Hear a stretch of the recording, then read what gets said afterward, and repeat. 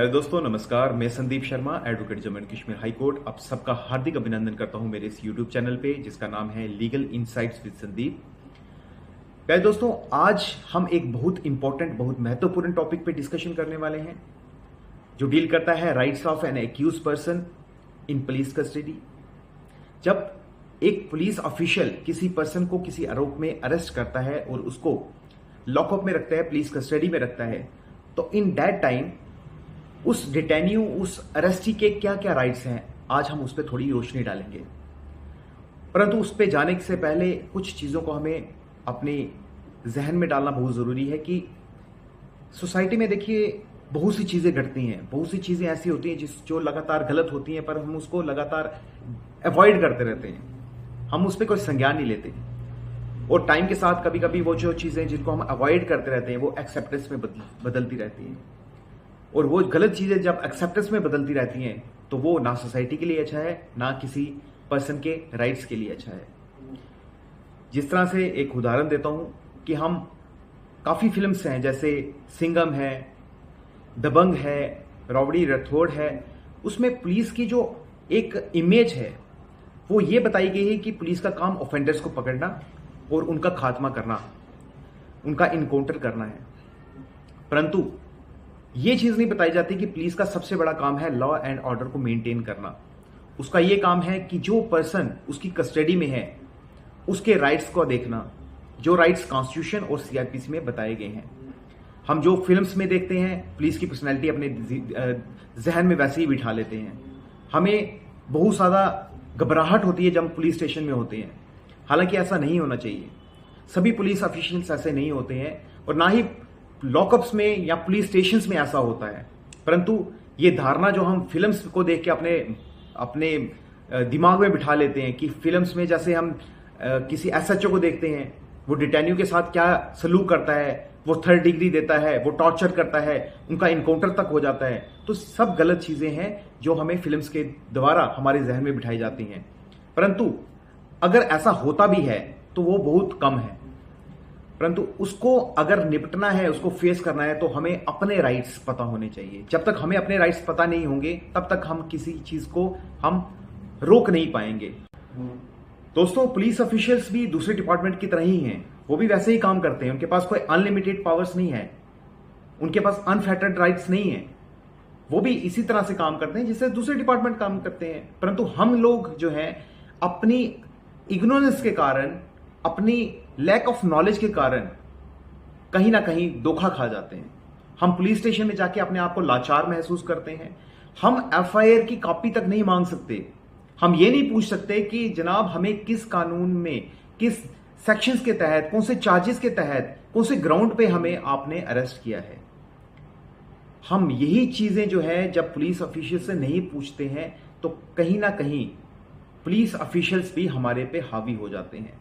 तो हमारा जो उद्देश्य है ये वीडियोस बनाने का कि आपको अपने राइट्स पता होने चाहिए। आप उन राइट्स को एक्सरसाइज करने के लिए पूरी अथॉरिटेटिवली पुलिस के आगे अपनी डिमांड रख सकते हैं। आपको घबराने की जरूरत नहीं है। अगर आपने कोई गुनाह नहीं किया है, अगर आप बेकसूर हैं, तो आपको बिल्कुल डरने की जरूरत नहीं है। और पुलिस ऑफिशियल्स जो हैं वो कभी किसी के साथ गलत नहीं करते। परंतु अगर वो अपनी अथॉरिटेटिवली कुछ काम करते हैं, अगर रूल्स को नहीं मानते हैं, रेगुलेशंस को नहीं मानते हैं, तो कहीं ना कहीं आपको कोई ना कोई स्टेप लेना पड़ेगा। Now coming on the topic, the first ground which an accused person is having is right to know the grounds of his arrest. जब भी पुलिस ऑफिशियल्स किसी पर्सन को अरेस्ट करते हैं किसी आरोप में, तो उन पुलिस ऑफिशियल्स के ऊपर एक ड्यूटी है, एक रिस्पॉन्सिबिलिटी है कि उनको डिटेन्यू, उस अरेस्टी को यह बताना कि क्या रीजन रहे उसको अरेस्ट करने में और क्या क्या चार्जेस जो है उस आरोपी पे लगाए गए हैं। और ये राइट जो है हमारा constitution as well as CrPC दोनों देता है। कॉन्स्टिट्यूशन के आर्टिकल 22 सब क्लास 1 में और सीआरपीसी की सेक्शन 50 जो है वह यह कहती है कि एक डिटेन्यू, एक अरेस्टी, जिस पर्सन को अरेस्ट किया गया है, उसका अधिकार है यह जानना कि क्या क्या चार्जेस जो है उसके ऊपर लगाए गए हैं।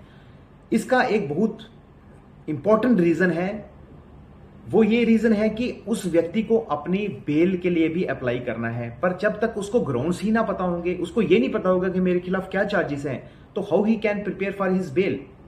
जैसे दोस्तों ऑफेंसेस जो है डिवाइड किए गए हैं दो तरीके से, एक बेलेबल ऑफेंस और एक नॉन बेलेबल ऑफेंस।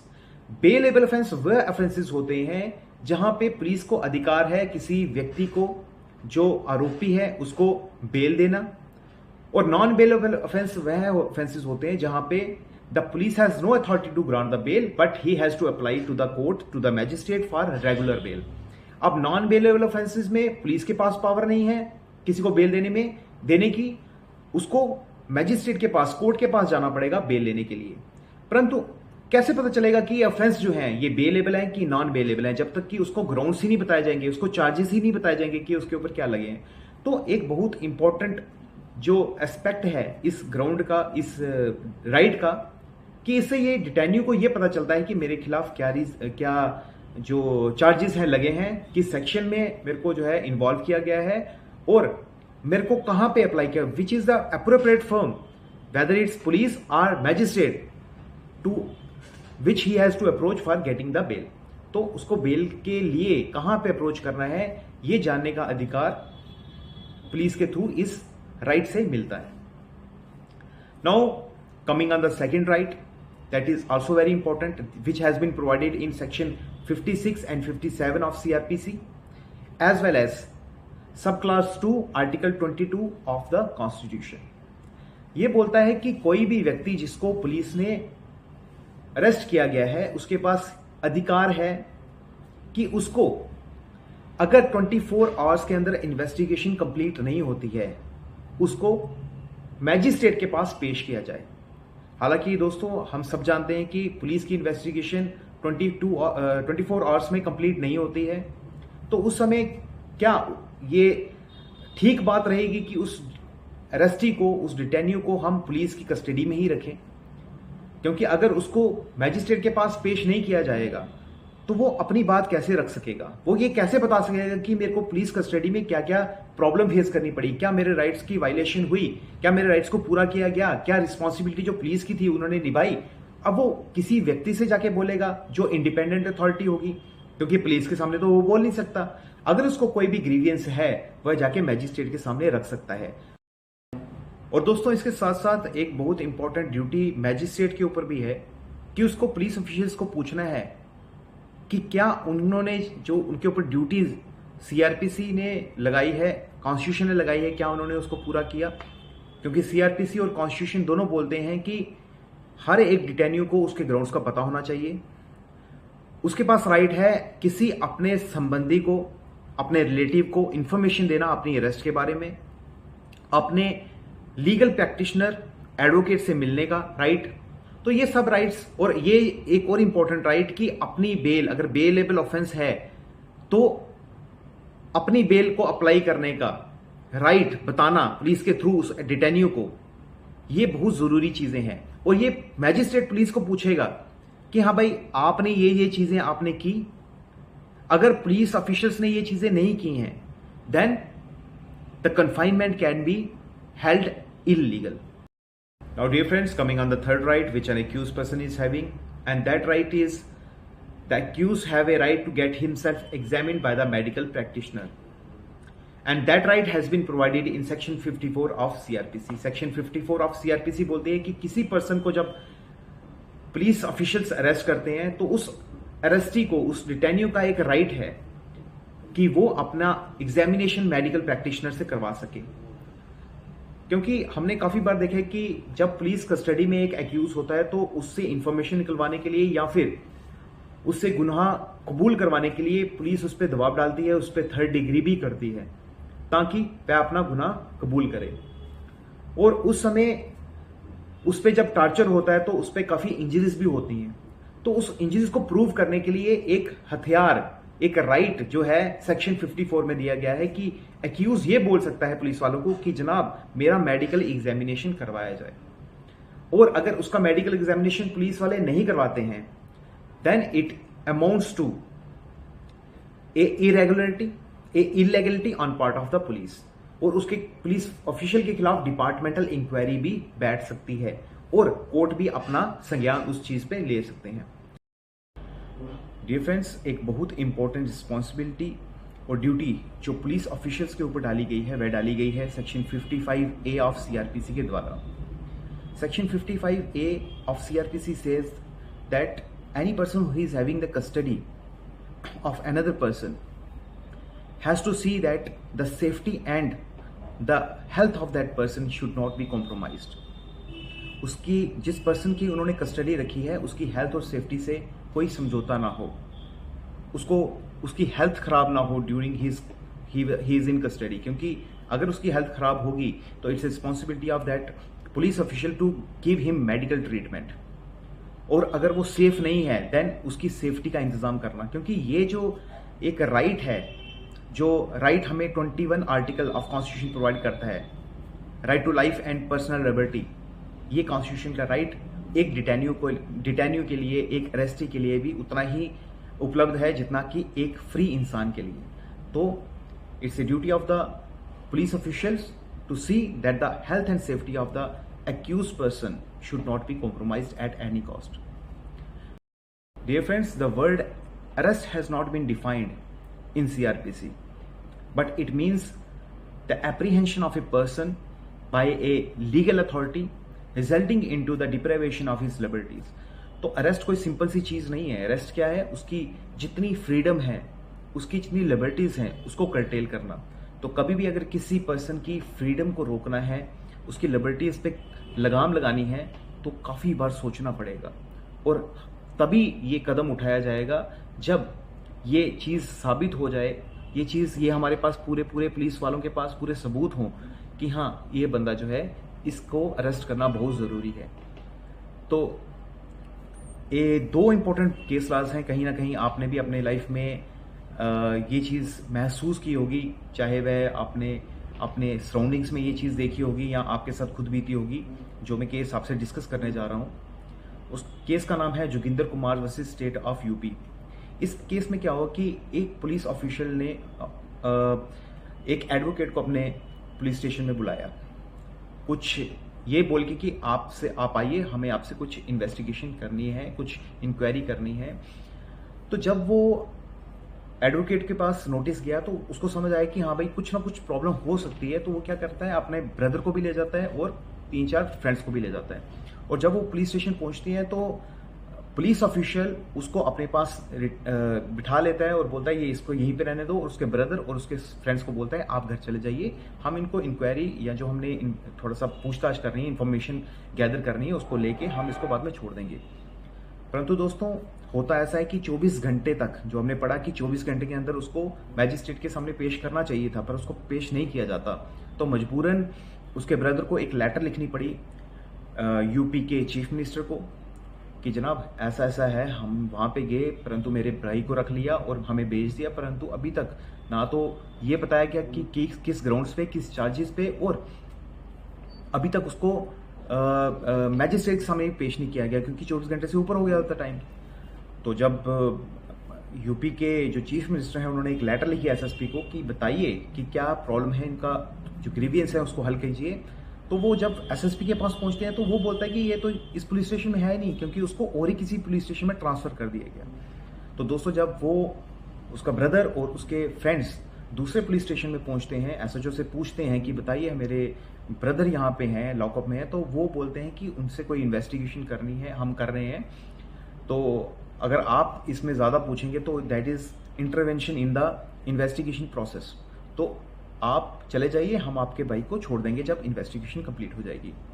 तो जब उन्होंने देखा कि एडमिनिस्ट्रेशन जो है वो हमारा साथ नहीं दे रही, पुलिस वाले हमारे साथ नहीं दे रही, तो कहीं ना कहीं उनको लगा कि अब हमें कानून का दरवाज़ा खटखटाना पड़ेगा। तो उनका जो एक ब्रदर था वो एक आर्टिकल 32 होता है हमारे में, जिसमें you can file A writ before the supreme court, और सुप्रीम कोर्ट जो है उस पर संज्ञान लेता है। अगर हाई कोर्ट में जाना हो तो आर्टिकल 226 में जाना पड़ता है, और अगर सुप्रीम कोर्ट जाना है तो आर्टिकल 32 ऑफ कॉन्स्टिट्यूशन में जाना पड़ता है। तो वो आर्टिकल 32 में उन्होंने एक फाइल कर दिया रिट पिटिशन हेबियस कॉर्पस का। हेबियस कॉर्पस का रिट पिटिशन होता है कि कोई पर्सन अगर इलीगल कन्फाइनमेंट में है तो उसको पेश करने का डायरेक्शन सुप्रीम कोर्ट दे सकती है। तो जब सुप्रीम कोर्ट ने डायरेक्शंस दिए कि इस पर्सन को पेश किया जाए, तो उसके बाद ये चीज़ जाहिर हुई, ये चीज़ पता चली कि वो इलीगल कन्फाइनमेंट पे था। 3-4 दिन उस पर्सन को बिना मैजिस्ट्रेट के पास पेश किए, बिना ग्राउंड्स बताए उसको अपने पास डिटेन करके रखा पुलिस वालों ने। तो उसके बाद सुप्रीम कोर्ट को ये लगा कि हाँ भाई, इस पे कुछ ना कुछ रूल्स हमें बनाने चाहिए, कुछ ना कुछ हमें गाइडलाइंस इशू करनी चाहिए, ताकि पुलिस ऑफिशियल्स जो है अनफेटर्ड राइट्स को, अनफेटर्ड पावर्स को यूज़ ना कर पाएँ। तो दोस्तों, उसके बाद 3 इंपॉर्टेंट राइट्स जो हैं एक्यूज के सामने आए, जिसमें right to meet, right to inform one of the relative of the accused, कि अपने एक परिवार के किसी सदस्य को ये चीज़ बताना कि मैं अरेस्ट हूँ, ये बहुत इंपॉर्टेंट एक गाइडलाइन इशू की। Second, to meet an advocate of his choice, कि अपने एक वकील को वो कर सकता है जिसको उसको लगता है कि हाँ भाई इसको मेरे को एडवोकेट करना है, तो वो उस एडवोकेट की सलाह लेके, और ड्यूरिंग इन्वेस्टिगेशन, ड्यूरिंग इंटेरोगेशन वो उस वकील से इन टच रह सकता है, अपनी कहानी बता सकता है।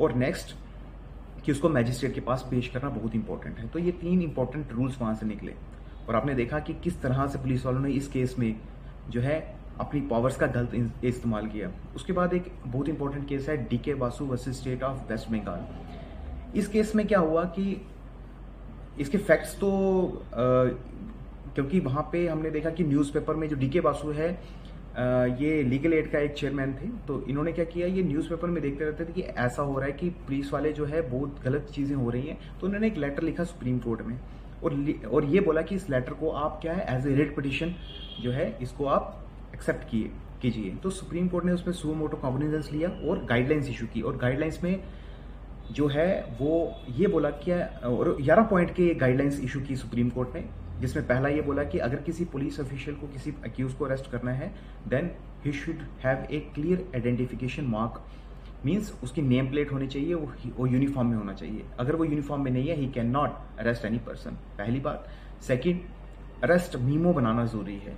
अगर आप किसी को अरेस्ट करते हो, आपको उसके एक मीमो बनाना पड़ेगा, जिसमें ग्राउंड्स लिखने पड़ेंगे, क्यों अरेस्ट किया, क्या चीज़ उसने ऑफेंस किया है, तो ये सब चीज़ें करके, और उस मीमो में ये भी मेंशन करना है कि उसके परिवार के किस पर्सन को हमने इन्फॉर्म किया है उसके अरेस्ट के लिए।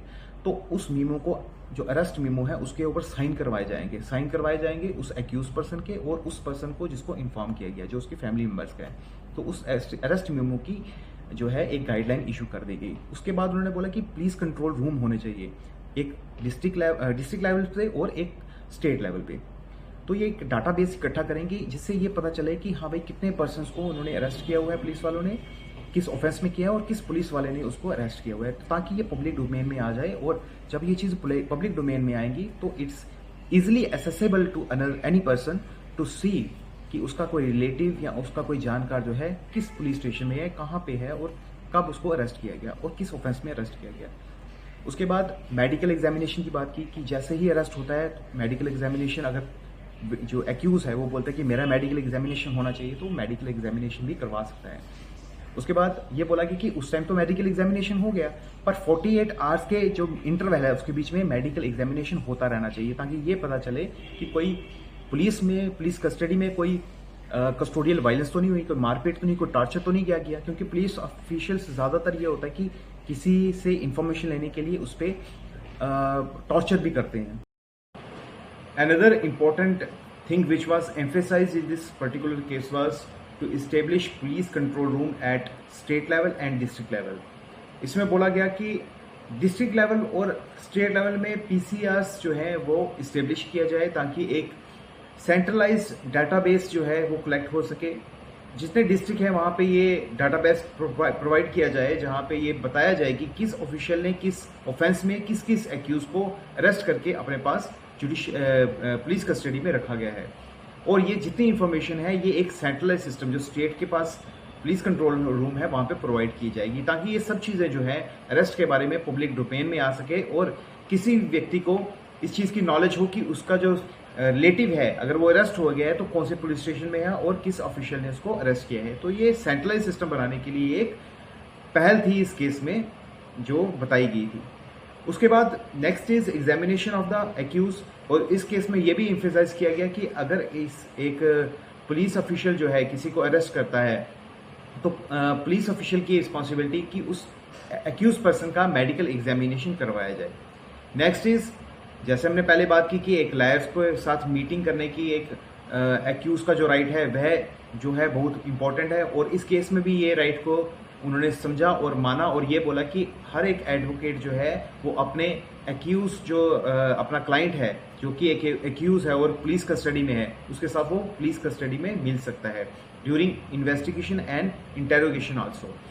उसके बाद ये बोला गया कि हर एक 48 घंटे 48 आवर्स के बाद मेडिकल एग्जामिनेशन उस एक्यूज का होना चाहिए, ताकि ये पता चल सके कि उस एक्यूज के ऊपर कोई कस्टोडियल वायलेंस तो नहीं हुई। अगर कोई कस्टोडियल वायलेंस हुई है तो उसका जो फैक्ट है वो मैजिस्ट्रेट के सामने आ सके। तो ये चीज़ें जो है बहुत इंपॉर्टेंट थी। और एक और चीज़ बोलेगी कि जितनी इन्वेस्टिगेशन हुई है, जो उन्होंने केस डायरी बनाई हुई है, वो उनको पुलिस वालों को मैजिस्ट्रेट के आगे जो है वो रखनी है, सबमिट करनी है, ताकि मैजिस्ट्रेट को ये पता चल सके कि कितनी लोगों को पुलिस ने अरेस्ट करके रखा हुआ है और क्या रीज़न है और कितनी देर से उनको लॉकअप में रखा गया है। तो ये सब चीज़ें जो है ये एक इम्पॉर्टेंट गाइडलाइंस जो है इस डीके बासु केस में पुलिस को दी गई कि आप इस तरह से अपना कार्य किए ताकि जो एक्यूज के राइट्स हैं वो वायलेट ना हो सके। तो प्यारे दोस्तों, आज इस वीडियो को हम समाप्त करेंगे और मैं चाहता हूं कि आप लोग विजिलेंट रहें अपने राइट्स के बारे में।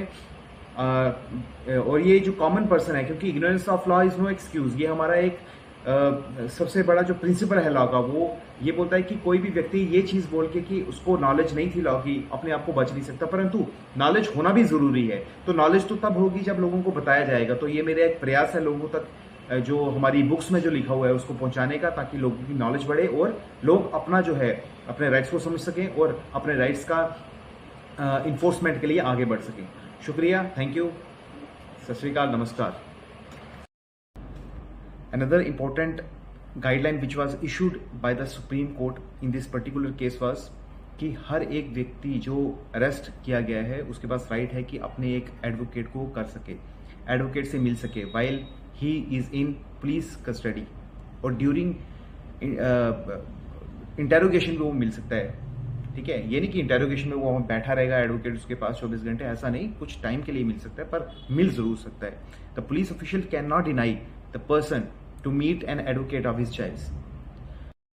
तो प्यारे दोस्तों, ये सब राइट्स जो हमने देखे और जो केस लॉज हमने पढ़े, तो इससे हमें एक चीज़ पता चलती है कि जब हमारे पास नॉलेज होगी, जब हमें इंफॉर्मेशन होगी अपने राइट्स के बारे में, तो हम कहीं ना कहीं अपने राइट्स को आगे रख सकेंगे।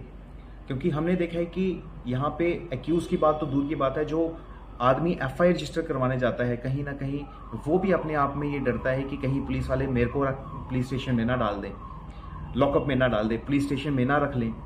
वो भी अपने आप को अनसिक्योर फील करता है। वो अनसिक्योर इसलिए फील करता है क्योंकि उसको अपने राइट्स के बारे में पता नहीं है, उसको ये इन्फॉर्मेशन नहीं है कि मेरे हकूक क्या है, मेरे कानून ने मेरे को क्या क्या प्रावधान दिए गए हैं। अब एक्यूज जो है, अब वो मेरे को बताइए, जब आप कोई एफआईआर करवाने जाता है पुलिस स्टेशन में, तो पुलिस स्टेशन में तो एफआईआर लिख जाती है, पर वो जो कॉपी मांगता है, जनाब जो मैंने इन्फॉर्मेशन प्रोवाइड की उसकी कॉपी दी जाए, तो बहुत कम ऐसी जगह होती है जहां उस इंफॉर्मेंट को पुलिस वाले एफआईआर की कॉपी देते हैं।